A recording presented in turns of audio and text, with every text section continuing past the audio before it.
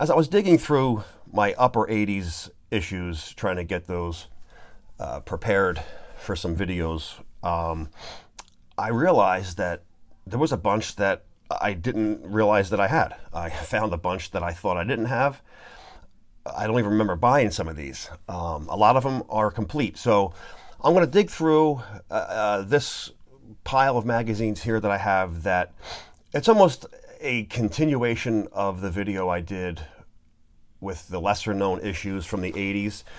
It's not really a reshoot of that. This will be more, you'll see some of those publications in here. I think there's 2, maybe 3 publications that I ran through, but I wanted to put it all together because it all fits together. They're all from like 85 to 87, 88, 89 that I didn't realize that I had until the other day.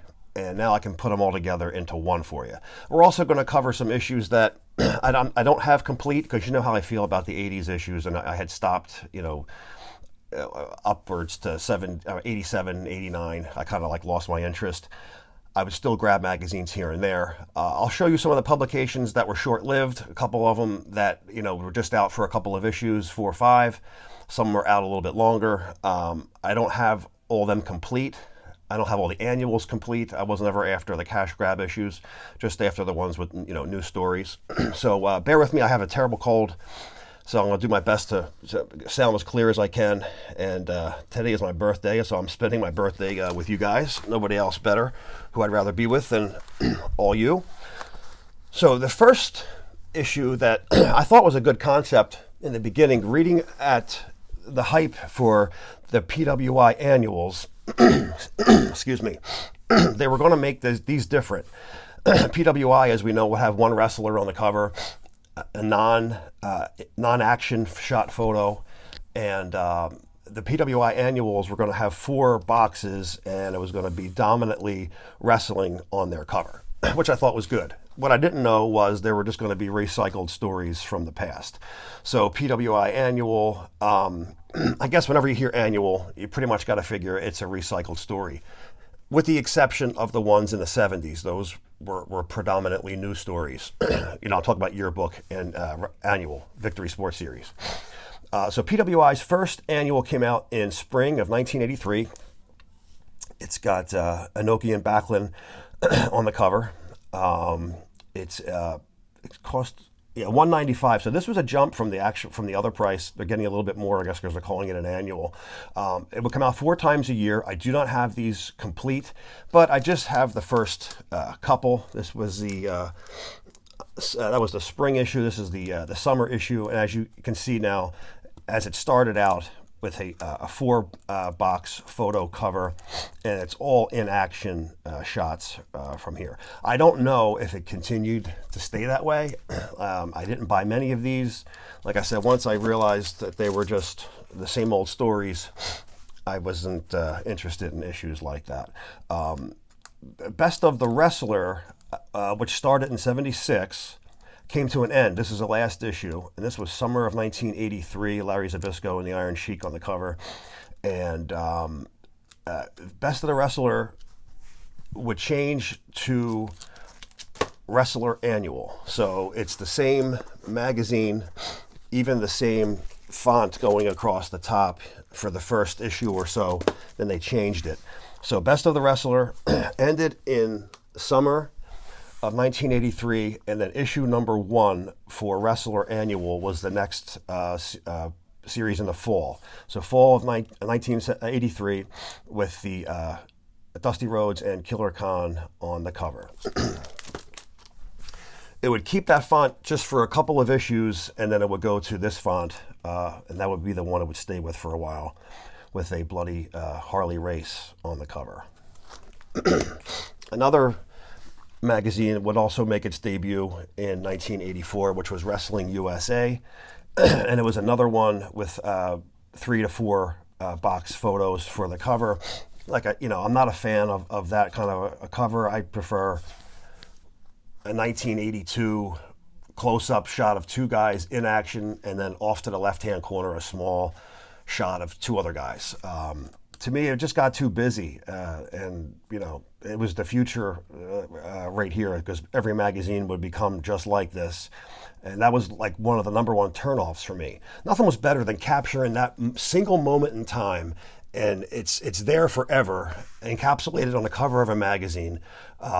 That shot, that will, that picture would, never be seen again. It was just captured and brought to life on the cover of a magazine, and there it is, and you have that forever. It's more meaningful to me to see that, especially a good bloody cover or a good champion cover when he just won the title and he's holding the belt in the ring. I mean, you just can't beat a picture like that to me. And it just makes for a great cover for a magazine, because you don't judge books by a cover, but you certainly judge magazines by the cover. I mean, this is the exploitation, is the cover. That's to suck us in and make us get it and see what's inside, kind of like a video box back in the day. The VHS cover sold the movie. If the cover looked like shit, you weren't going to rent it. So same with me, as I feel with the magazines. If it had a shitty cover, most of the time the magazine probably sucked too, and I wasn't going to get it. So spring of 1984, the first issue of Wrestling USA. They'll go through several changes on their font before they settled on the one. This would be the next issue, summer of '84. And again, these are also recycled stories. If I didn't mention it already, these are also like Ric Flair's his second chance at greatness. We all know that story. That was on another magazine previously, a couple of years before, or a year before, rather, when he won the title. So I didn't stay with this magazine for very long either. So you go with Wrestling, has USA on the cover. I like that kind of a look. It has like the older look to it. It looks like a 70s type of banner on the top. Before it finally settled with Wrestling USA, with the USA in the side in the red, white, and blue. Again, remaining with the 4-photo cover. We'd also see another magazine come out called Victory Sports Wrestling. And just after this time, Stanley Weston had won his lawsuit against McMahon for using Victory Sports Wrestling magazine. Victory Wrestling magazine for his WWF magazine. Stanley Weston owns that, and I guess, I don't know, for whatever reason, he just decides to come out with his magazine called Victory Sports Wrestling. Maybe kind of a little, thumb on the forehead to McMahon that, I'll use the name, it's mine, and I'll put out my own magazine. Only downfall, again, it is another magazine with recycled stories. So, I mean, these are fine if you weren't a collector like me and had every issue from every month, and you missed an issue and you wanted to catch up on something. It's a great, way to pick it up. Other than it having a fancy cover on it, there's nothing different than the other issues that were all the same stories and mostly the same pictures also. This would run for a number of years to the 90s, and it would become, what was it called? Wrestle America, under the new publishers when they took over in '93. Wrestle America was another one. By then, the magazine was cut to a little over a comic book size issue, and it was junk. I hated those issues. So this is issue number 2. It's got a bloody Kerry Von Erich on the cover, a rare shot of Big John Studd on the cover of a magazine. You don't see him very often. I can only think of maybe 2 others with Big John Studd. 1986 would also be the debut of Superstar Wrestler, which is kind of close to the Wrestler, but as a name, not in quality-wise. This was really good in the beginning. There's a lot of glossy paper. There's a ton of color. This is a great shot of Flair in the locker room holding up the big gold. A few years later, it really fell off the cliff, man. It went to crappier paper, dark, out-of-focus photos. This wasn't bad in the beginning. The covers were okay, kind of busy with the writing everywhere. But it wouldn't be around. It wouldn't be good for too long. This is an '87 issue. I think by '88 or '88 and by '89, it was totally different. Yeah, this is still pretty good in '88.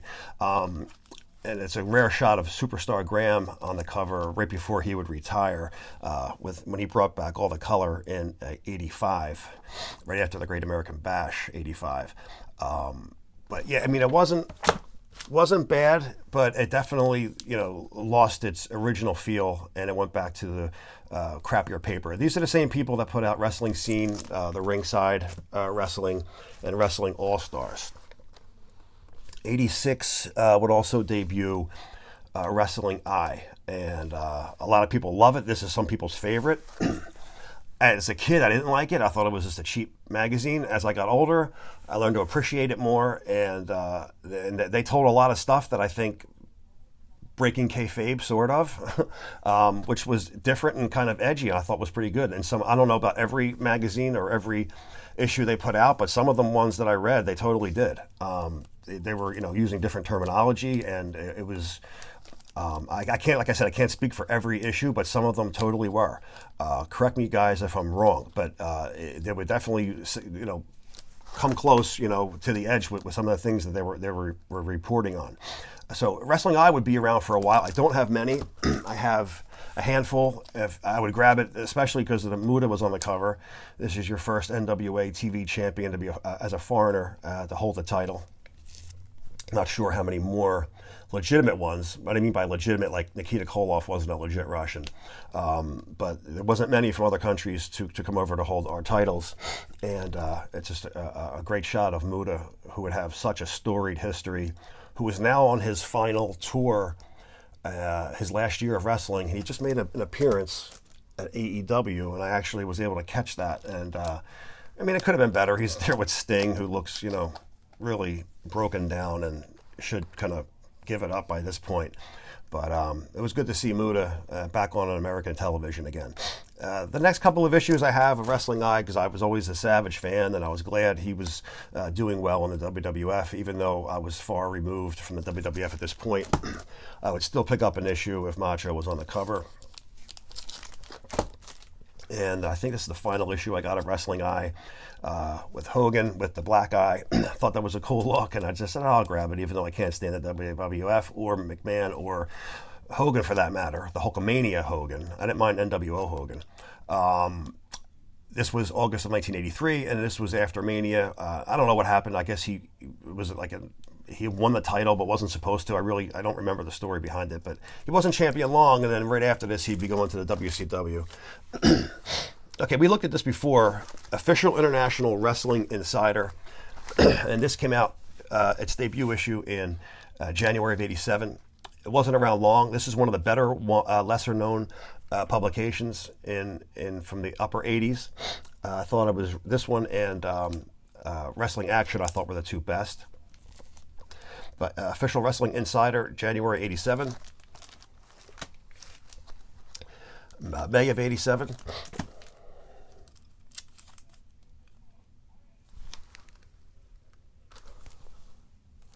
I don't know if I screwed the date up on you guys. This is out of order. I'm sorry, guys. What the fuck? This is the first issue, November of '86. And look at that. Unprepared. Sorry, guys. This is your first issue, opening issue. And it's November '86. January/February '87. May of '87. Excuse me.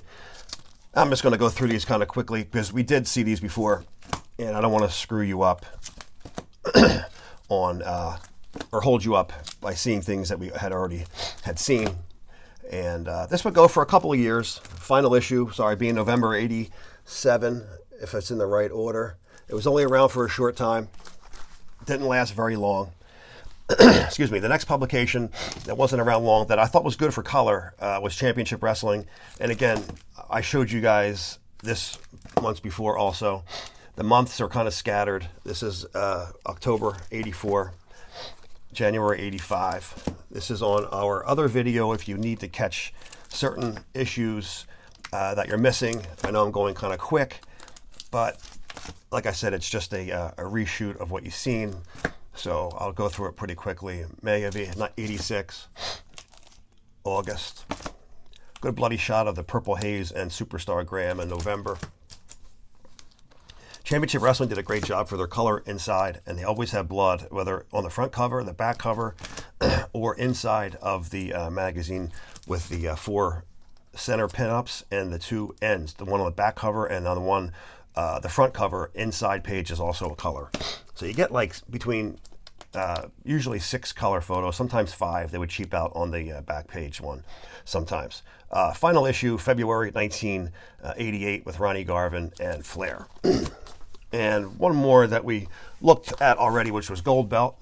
I liked Gold Belt, especially early on. I explained that to you guys in the other vid, and I thought they did a great job. They had some of the best covers for the 87-88 time period, when it was all between, I think 4 is a busy cover, 4 photos. Later on, they would have upwards to 7 or 8 different things going on a cover. It was just congested, confusing, and uninterested. Gold Belt premiere issue, June of 1987, and it's the Bash Time with Flair and Ricky Morton. And like I said, I'm just gonna go through these suckers because we have seen these already.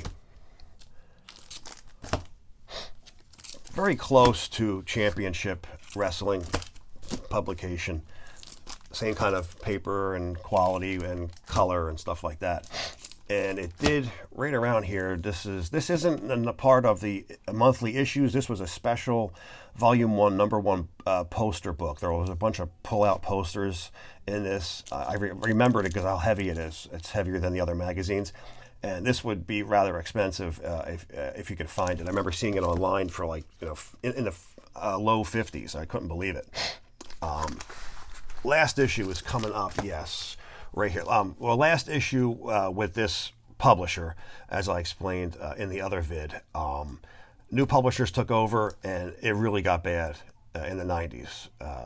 Even the quality-wise with the paper and the staples pulling out from the side of the spine, just awful. And the covers itself were terrible front covers. Nothing like this great shot right here. I mean, what a great shot coming from Championship Wrestling from Florida. Wahoo versus Lex Luger, and early on Lex's career. And wrestling action. It was only maybe 4 or 6 issues. We went through this one also. And this was one of my favorites, wrestling action. I think, excuse me, December is the last issue. Yes. Okay, so that's it for a review from some of the old ones that we had in a different vid. Now we're going to look at,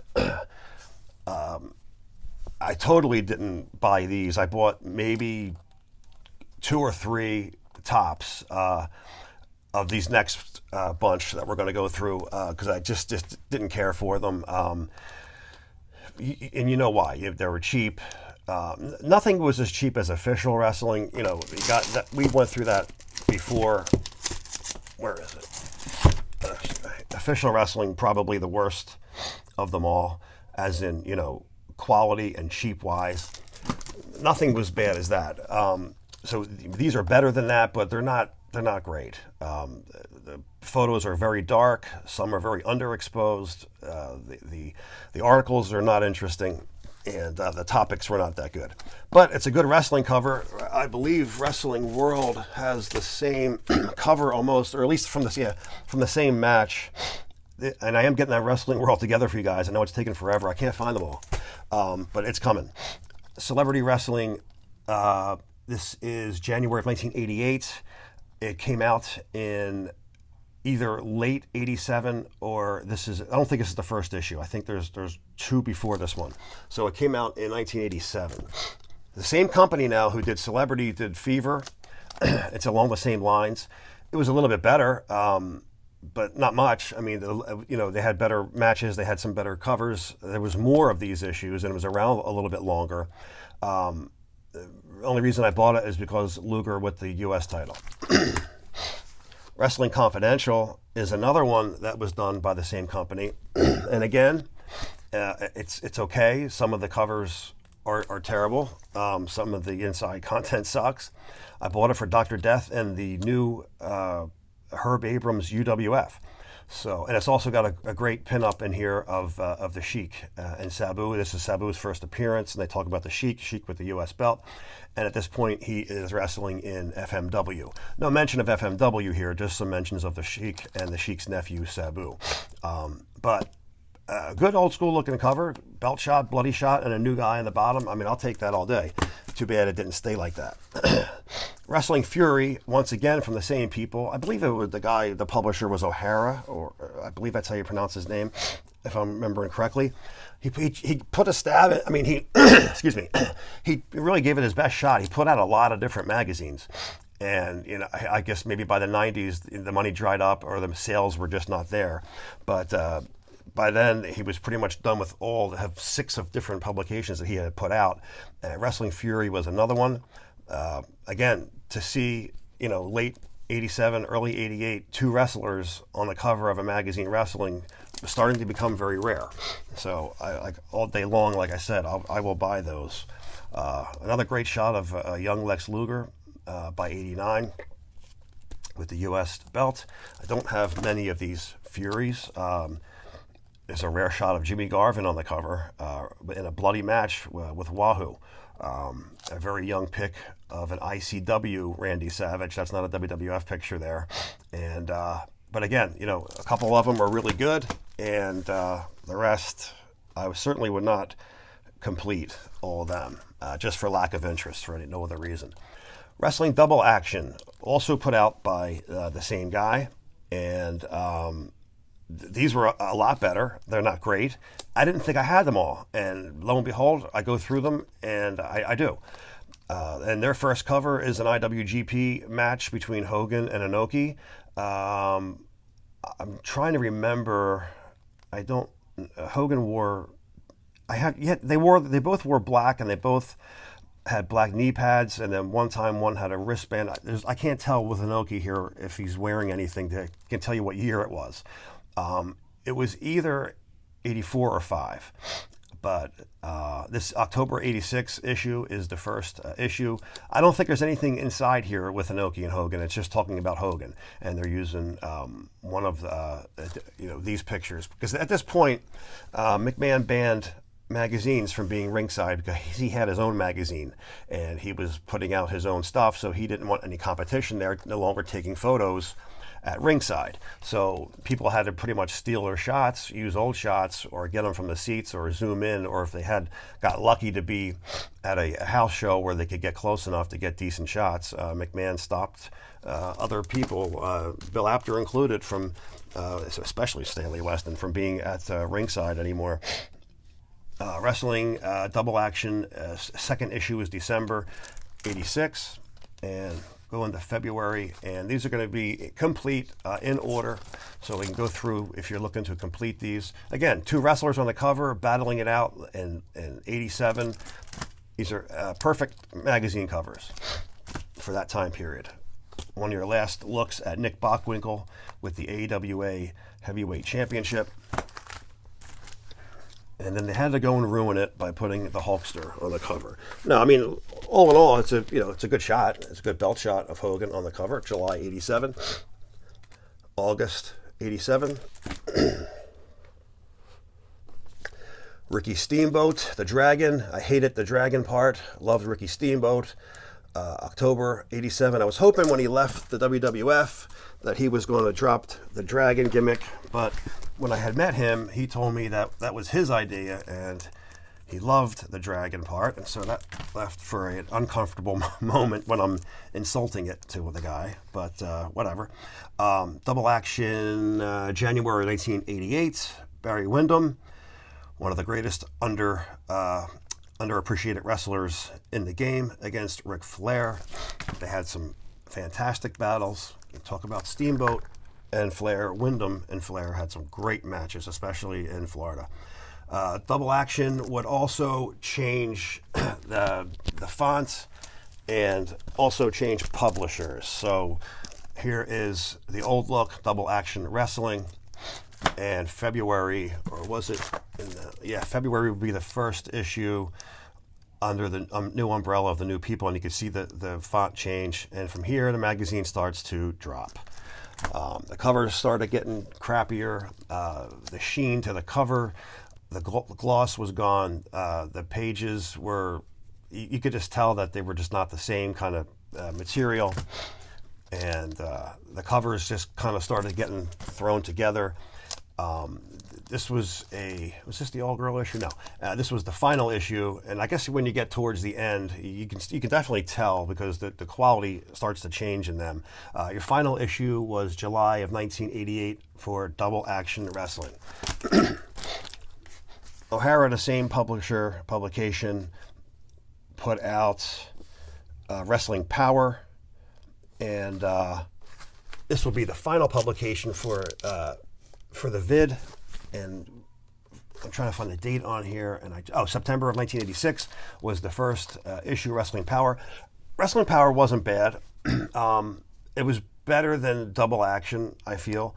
It was better than Fury and better than Confidential, and totally better than Celebrity Wrestling, which I just thought was terrible. Not bad. Pretty good for your first issue. It's got a good cover of Superstar before he would be finished wrestling a couple years before. This is 86, yeah, so this is towards the twilight and his return to the WWF for his final run there. Shot of Hogan.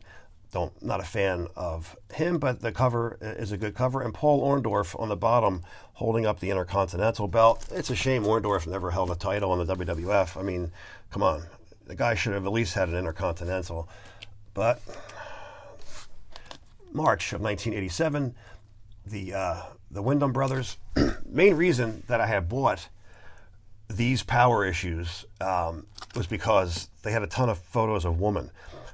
So the old younger perv self certainly had a crush on a woman, and every picture that she's in a bikini and these issues, and she's in a ton of them. There's also a mail away for personal pics of woman, and you see her laying naked with sheets covering her in a bed, and you can send away and get the 8x10s. I never did that. But there was photos out there, and this magazine was selling them. So there's not many of them made it to these magazine issues, but a lot of them did. There's a lot of black and white ones, but there's quite a few color shots of a woman in their pinups, if you guys are fans of her. July 1987. And yeah, it's Nancy Benoit. I just don't like to recognize the name Benoit. But August of 87. Another great color from up here. I guess the Brendan Byrne Arena wasn't anymore. I guess it's the Meadowlands when Slaughter went after Flair. Orndorff and Hogan in 87.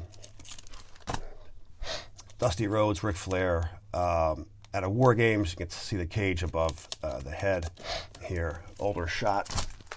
Let's see, that was October. Yeah, so that summer would have been the War Games.